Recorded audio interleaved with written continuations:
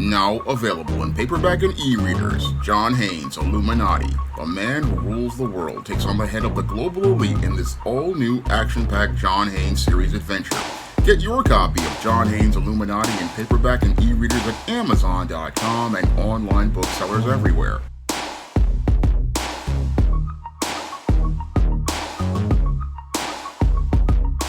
When I think about the tragic deaths of Shanquella, Robinson, and Mahogany Jackson, it takes me back to the dark days of 1987 when I was in 8th grade at IS 148.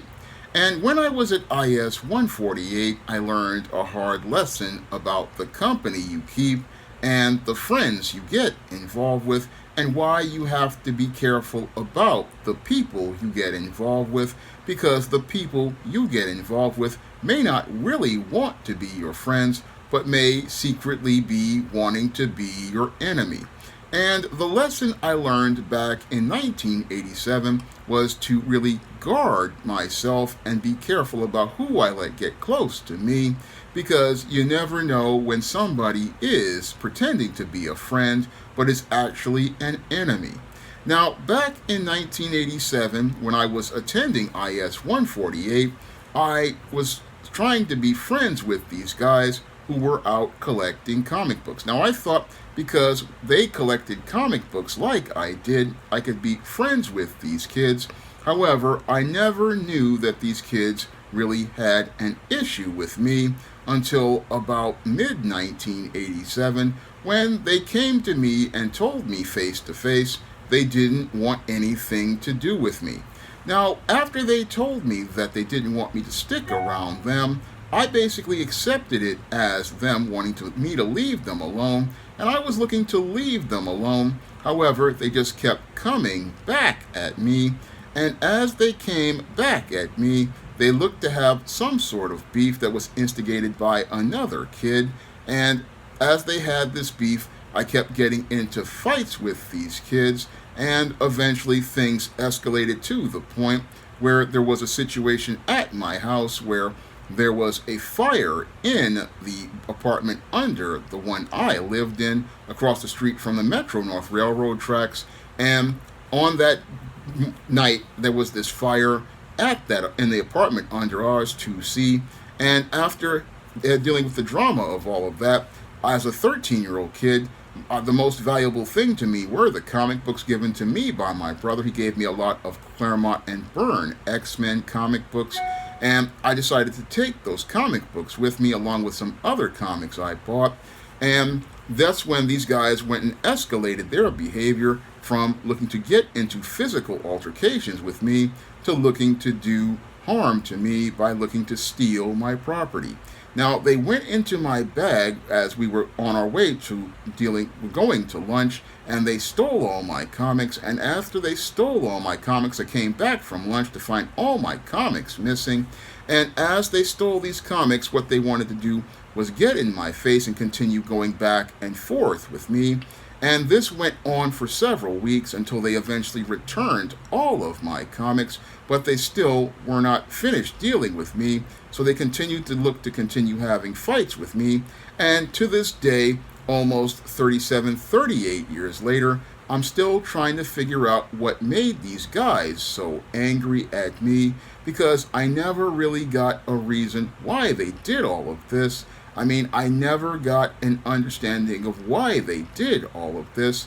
I mean, why would you want to turn on someone for absolutely no reason? That's something I have been scratching my head for over 37 years, and ever since that entire situation, I learned a very hard lesson as related to keeping company. This incident with that group of guys and another guy who stole my Usagi Yojimbo #1 comic. I mean, when I almost got arrested as related to the fight I got in over that comic, that's what really started to really make me rethink about who I got involved with and how I dealt with people. And that whole incident basically just really scarred me as related to school, because whenever I think of a school these days, ever since then, I just think about how a school feels like a cage to me, because when it comes to school, you're in this environment with people, and the whole thing is the law tells you have to go there, but these people want to do harm to you. So I felt like I was trapped in a cage, and I felt like I couldn't get out of that cage. And that's one of the reasons why I have a hard time even thinking about considering going to any school. And that was a trauma that I endured as related to that experience, as related to these individuals looking to do harm to me. The other thing that made me really rethink how I dealt with people as related to that whole situation was I learned to really avoid keeping company with people because I didn't know what they were capable of. That was the other lesson that I learned back in 1987 about dealing with these guys. I learned that I really needed to really be careful about the company I kept, because you never know when somebody who you think is a friend is filled with a lot of anger towards you, and you never know what they would be capable of as related to a social interaction with you. That was the other hard lesson I learned back in 1987 regarding dealing with people, is that you never know what they are capable of in a situation, and you never know what they would be thinking of doing, because if you have all of this anger towards someone and you're so upset that you don't want to even be in their presence, and then you want to escalate things to look to push a person out of a social circle, then there's no telling what you'll do. Because all of the actions that I believe those boys participated in was all about looking to push me out of the social circle of IS 148, push me out of the school because they were felt uncomfortable in my presence, and they wanted me to go away. Unfortunately, I couldn't go away because the laws of New York State told me that I had to go to school, and that's one of the reasons why I felt like I was trapped in a cage with a bunch of predators, because I couldn't get out of that environment, because in order, as a 13-year-old, you have to go to school. And that's the thing that again, really scarred me as related to school, is that you had individuals who were looking to do harm to me, and they were escalating their behavior to just disturbing levels. Because if you'll say that you don't want somebody around, usually you just go your way and they go their way.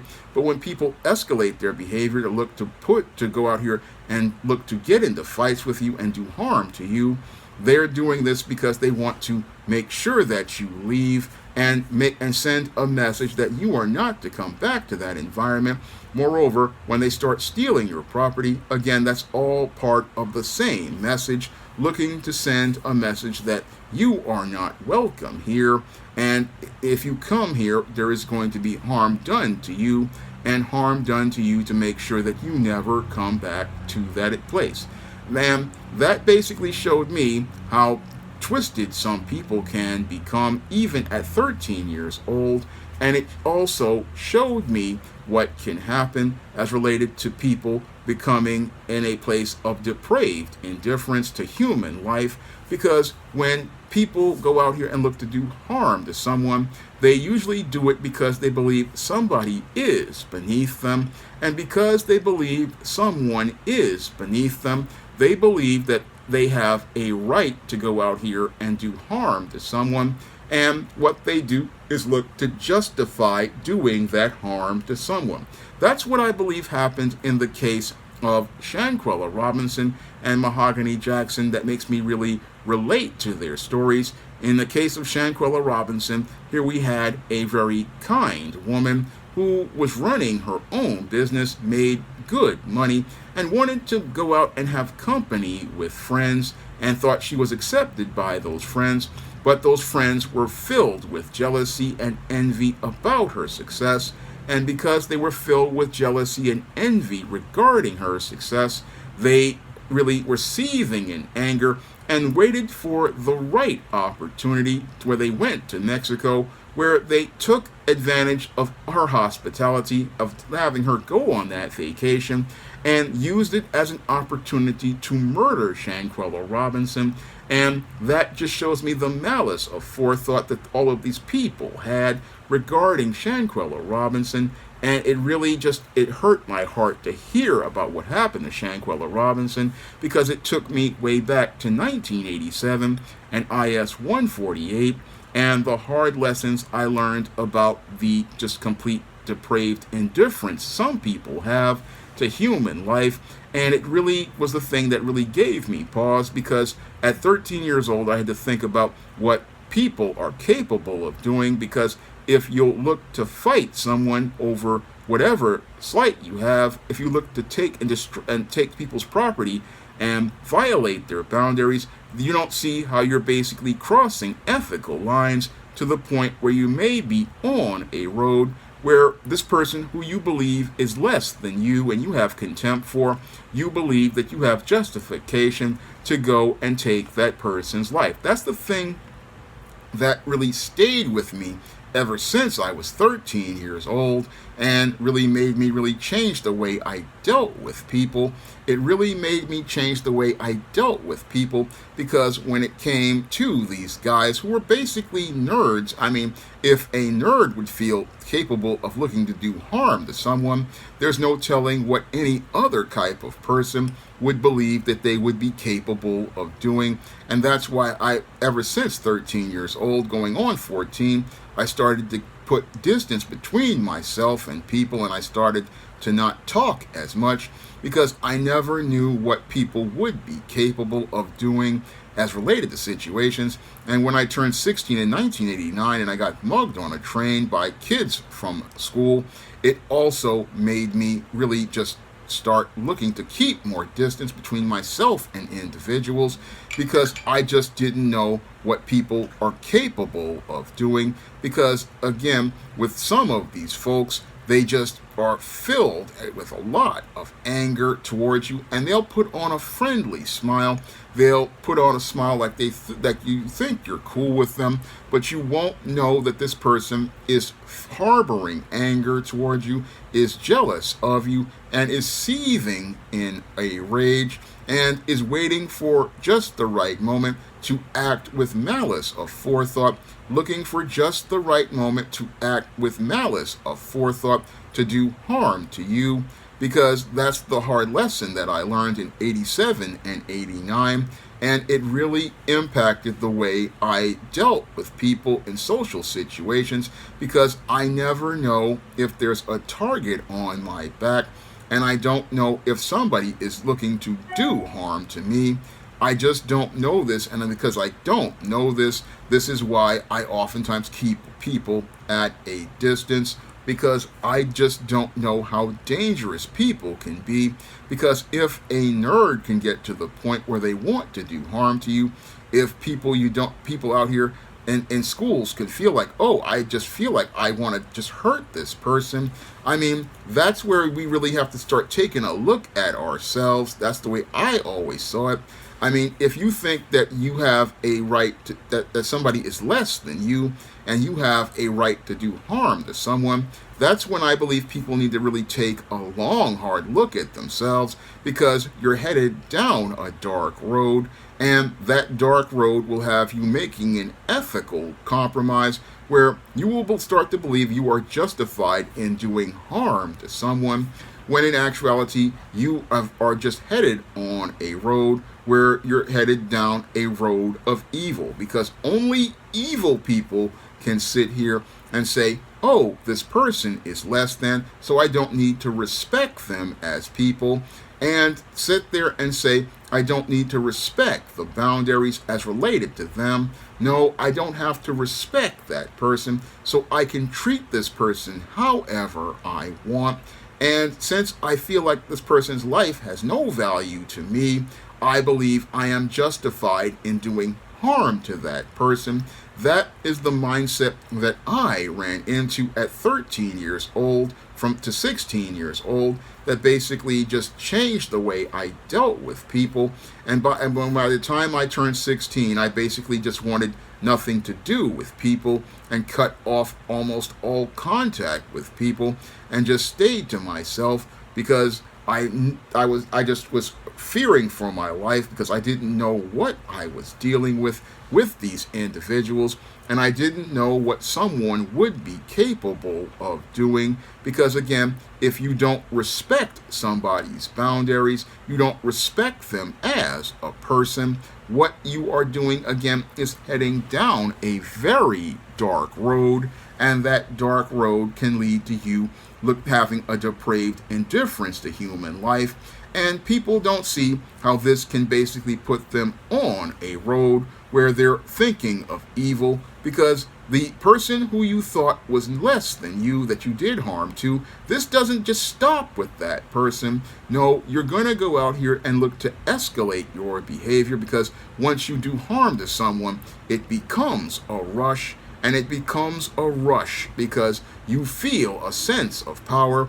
And as you look to get more power over people, you look to do harm to more people. And that's where the depraved indifference takes you on a road to criminal behavior. And that's the whole scary part that I dealt with at 13 years old, seeing that kind of evil up front just from 13-year-old children, and seeing it further escalate as I changed schools to 16 years old, making me look at people and seeing the evil inside of them, because only an evil person with just complete depraved indifference to human life would look to do harm to another person just because they don't like them, they disagree with them, they have different viewpoints. I mean, this is the kind of depraved behavior that I basically ran into in 2019 with many of these black males with the passport narrative that also gave me anxieties.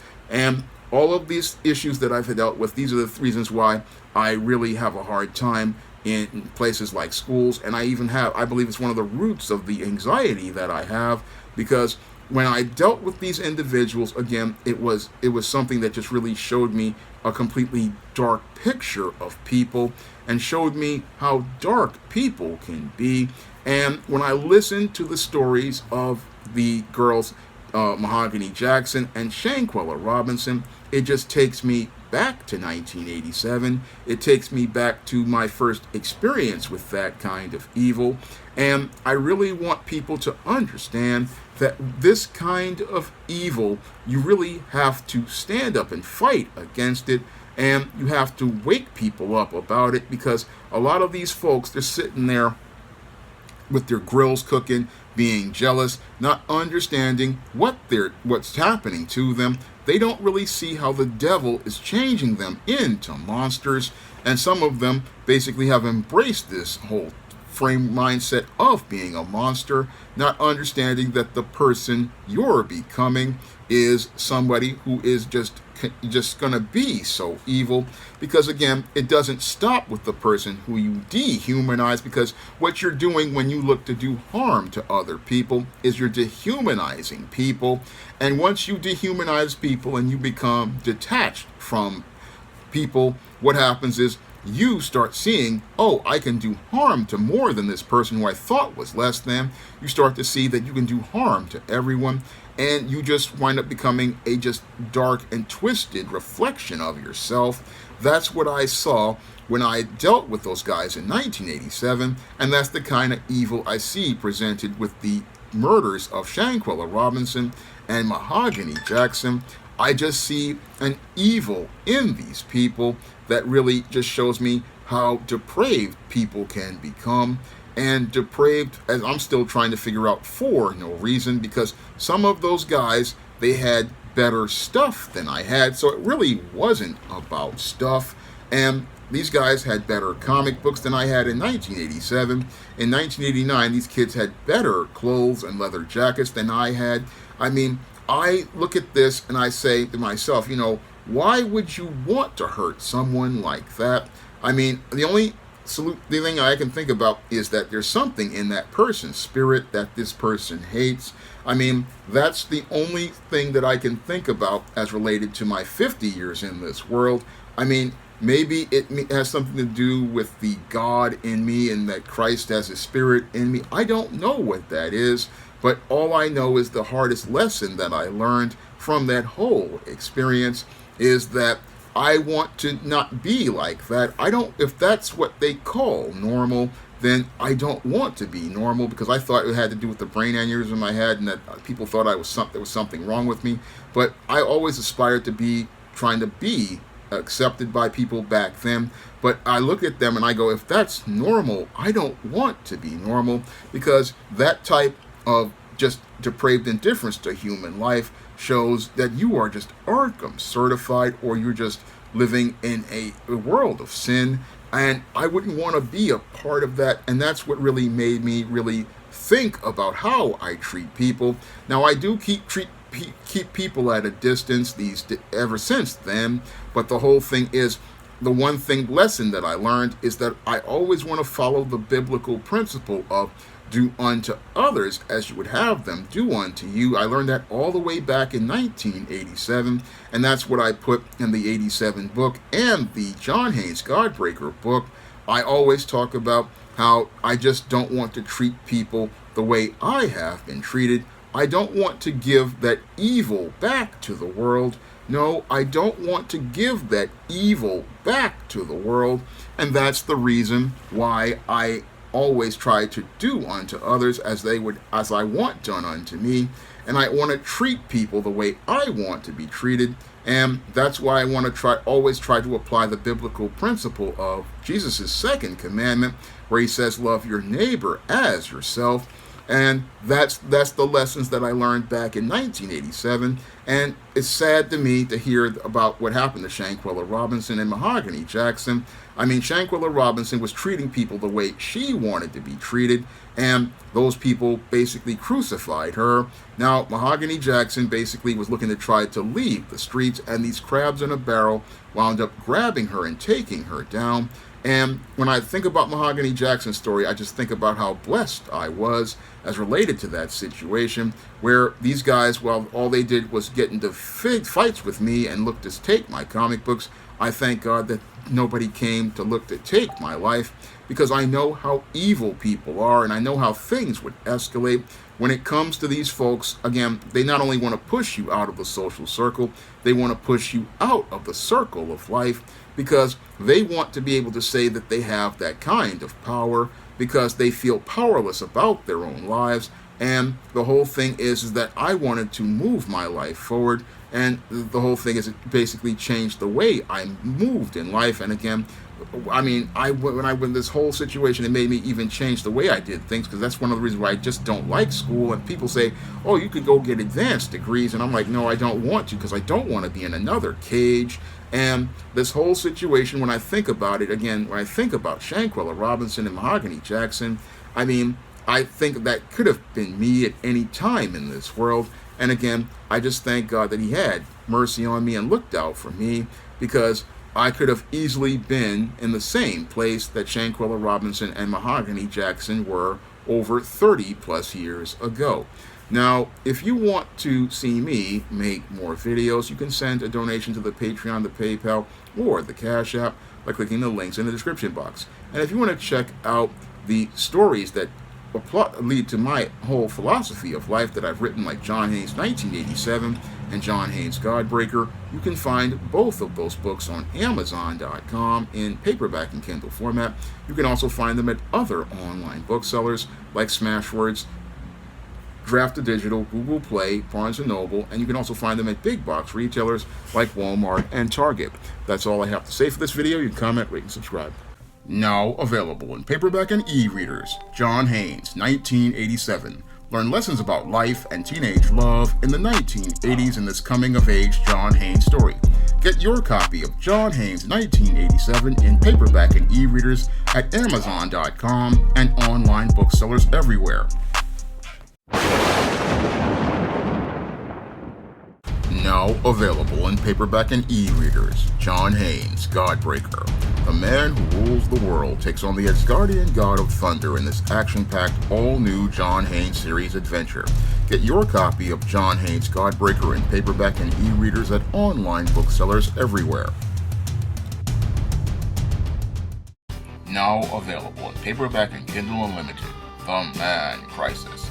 Learn why so many men are struggling to find their way in an increasingly gynocentric world in The Man Crisis. Get your copy of The Man Crisis in paperback and Kindle Unlimited today.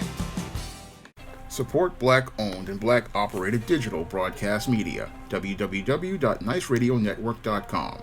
Nice Radio Network, broadcasting 24 hours a day, 7 days a week.